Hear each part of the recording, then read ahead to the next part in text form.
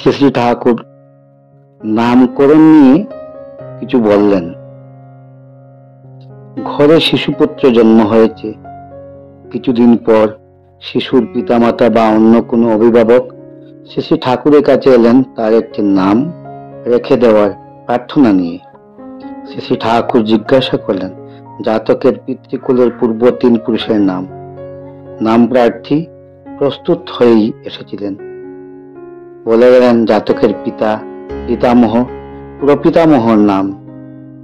শ্রী শ্রী ঠাকুর কিছুক্ষণ চুপ করে রইলেন, তারপর বলে দিলেন একটি নাম।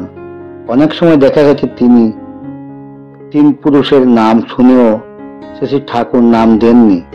কখনো 4, কখনো 5 পুরুষের নাম জিজ্ঞাসা করেছেন, তারপর বলছেন একটি নাম।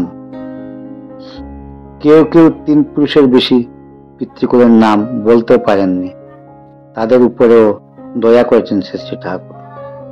নাম বলে দিয়েছেন, সাথে সাথে করেছেন স্নেহাল বৎসর্ণা।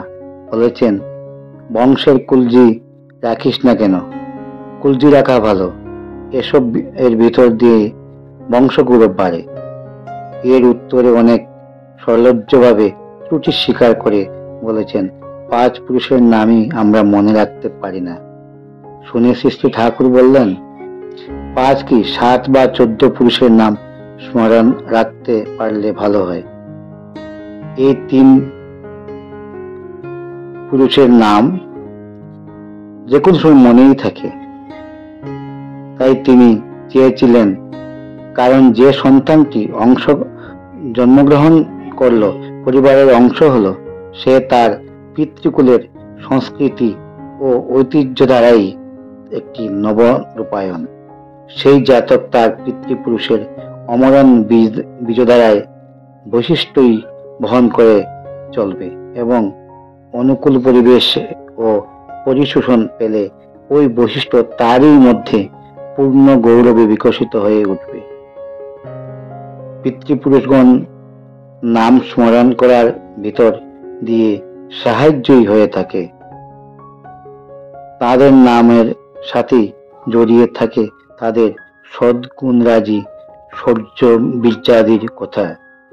পূর্বপুরুষের নামের সাথে সঙ্গতি রেখে নাম রাখার কথা আমরা পূর্বে মহামুনি পতঞ্জলির উক্তির মধ্যে দেখেছি। পূর্বপুরুষের নামের সাথে সঙ্গতি রেখে কিভাবে নাম রাখতে হয় একথা জিজ্ঞাসা করায় শ্রী শ্রী ঠাকুর বলেছেন নামগুলোর মধ্যে থেকে কমন ফ্যাক্টর, সাধারণ সূত্র খুঁজে বের করা লাগে। 3 পুরুষের মধ্যে ধরতে না পারলে 4 পুরুষ, 5 পুরুষ নাম দেখা লাগে। আবার নামের ক্যারেক্টারিস্টিক, চারিত্রিক লক্ষণ এর মধ্যে সঙ্গতি ধরা কঠিন হতে পারে। তখন ওই নামরূপী শব্দগুলি ধাতুগত অর্থ ধরে বিচার করে তার কমন ট্রেট, সাধারণ লক্ষণ বের করে ঠিক করতে হয়। তারপর ওই কমন সাধারণ অর্থ বা লক্ষণগুলির উপর দাঁড়িয়ে সন্তানের নাম রাখা লাগে। শ্রী শ্রী ঠাকুর কন্যা সন্তানের নাম রাখার বেলায় কিছু ভিন্ন মত প্রকাশ করলেন। শ্রী শ্রী ঠাকুর প্রথমে জিজ্ঞাসা করতেন মেয়ের মা বাবার নাম, এতে না হলে জানতে চাইতেন ঠাকুমা, দিদিমা ও দিদিমার মায়ের নাম। কচিত কখনো জিজ্ঞাসা করতেন ঠাকুর দাদা বা দাদামশাইয়ের নাম। বেশিরভাগই মাতার দিক দিয়ে বিচার করে মেয়ের নাম রাখা হতো। ওই ক্ষেত্রে পিতৃকুলের নামের প্রয়োজন কেন হয় না জিজ্ঞাসা করায় শ্রী শ্রী ঠাকুর উত্তর দিয়েছেন মেয়ে তো, সে আর তার বাপের বংশকে ধারণ পোষণ করবে না। পরের ঘরে যাবে, যে ঘরে যাবে সেখানকার কৃষ্টি সংস্কৃতি পোষণ দেবে। তাই মায়ের ধারাটাই বড় করে ঠিক করে দিতে হয়। সত্যই তো, এতে দ্বিমতের অবকাশ নেই।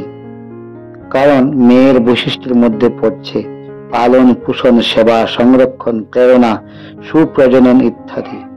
এগুলি সে শিখবে মাতৃজাতিরই কাছে, তার মা, ঠাকুমা, দিদিমার কাছে। যেমন ভাবে তার অন্য বংশে এসে সেই বংশের ধারাকে অটুট গরিমায় ধরে রেখেছেন। তাই তো মেয়েরা নামকরণের বেলায় মায়ের দিকটাই প্রয়োজন বেশি হওয়া উচিত।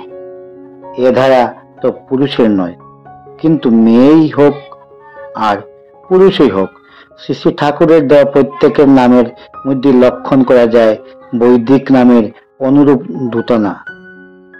যেমন বিতেশ্বর, ঋদ্ধীশ্বরণ, সিন্ধুভূষণ, ঋচিস, বর্গপ্রসাদ, অর্কদ্যুতি, অম্বুপাদ প্রভৃতি। আবার মহিলাদের কৌনিকা, ঋক্রাণী, বেদল রানী, শ্রুতি রানী, দীপিচ্ছন্দা, অর্জমারানী, সমীক্ষা, মধুছন্দা প্রভৃতি। আবার এরই মধ্যে কোনো একটি বিশেষ শব্দের সাথে অন্যান্য পদ নানাভাবে সমাসবদ্ধ করে নামকরণ করেছেন শ্রী শ্রী ঠাকুর। যেমন ধরা যাক বেদ শব্দটি, তার সাথে অন্যান্য শব্দের বিন্যাস হয়ে কৃত এবং অদ্বিতের কত প্রত্যয় যোগ হয়ে কত নাম করা হয়েছে পাঠক লক্ষ্য করুন। বেদরানী, বেদাহুতি,